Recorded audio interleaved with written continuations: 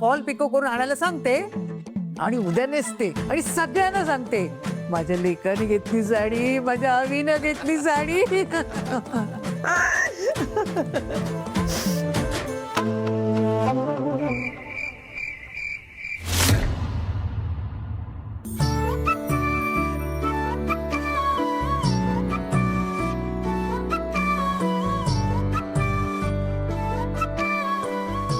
पिहू कुठपर्यंत आलाय ग बाळा? दाखव जरा. हे बघ. अरे वा, किती छान काढलंय. रंग आहे ना त्यात? हो हो आई, तसं बघायला गेलं तर सोपं आहे हे.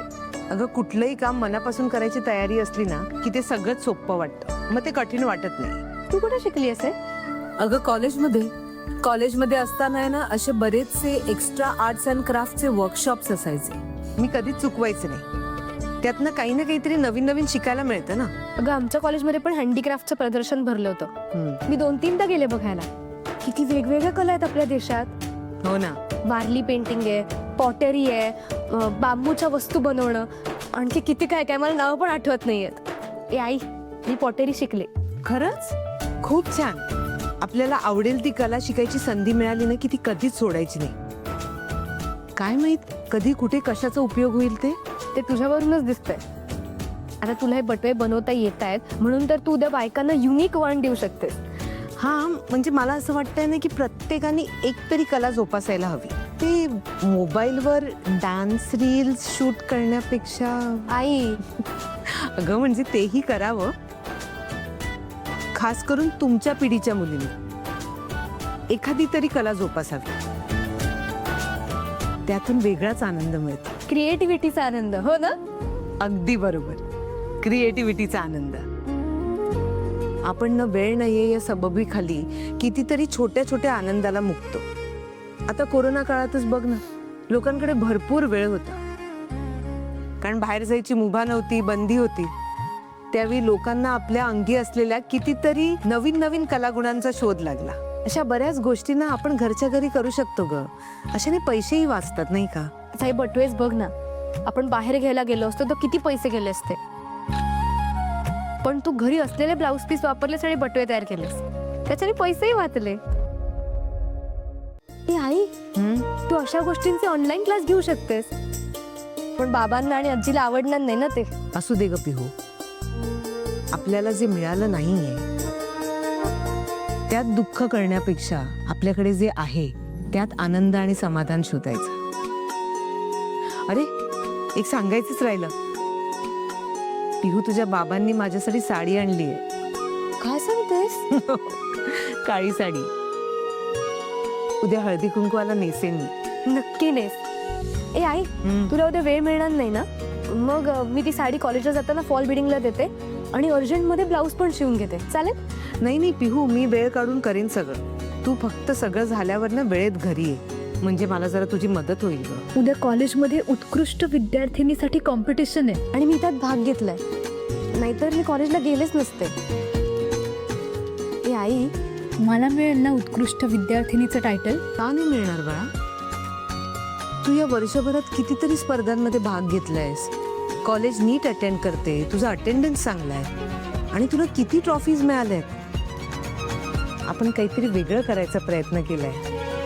मला पण असं वाटतं की त्यांना नक्की आवडेल. बरं चल, खूप उशीर झालाय पिहू. ते सगळे बटवे ना पिशवीत भरून घे. हा,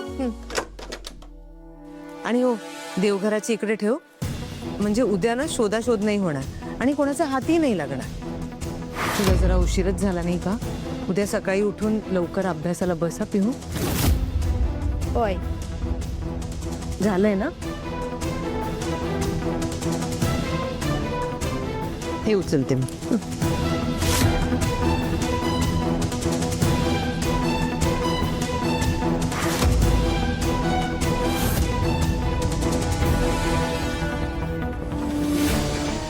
गुड नाईट आई. गुड नाईट बाळा. नीट झोपा.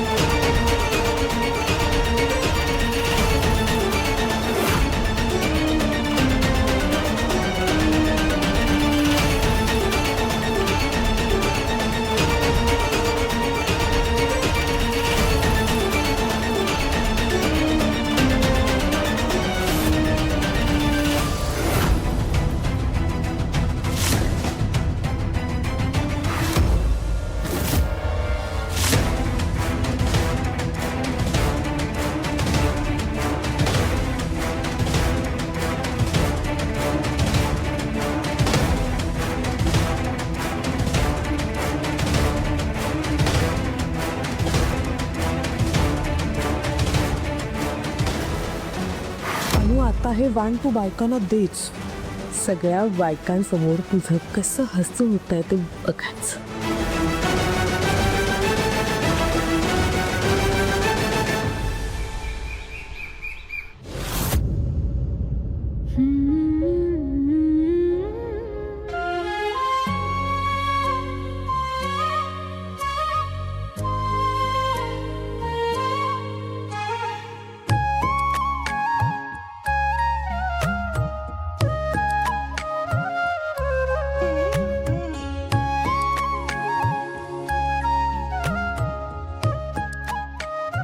काय अनु, हा आई. झाली का तयारी? हा हो झाली आहे. हे बघा, झाली ना ग?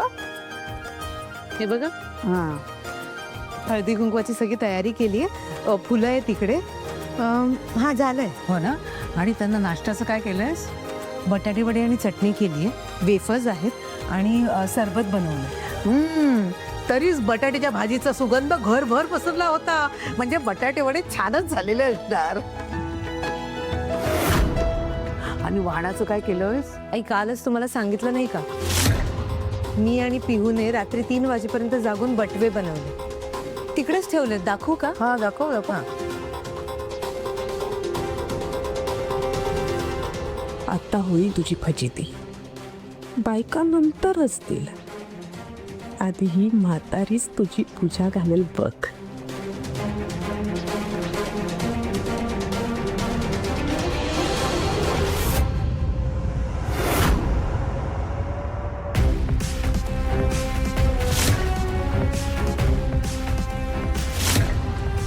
काय ग, काय झालं? तेलासारखा वास येतोय. ते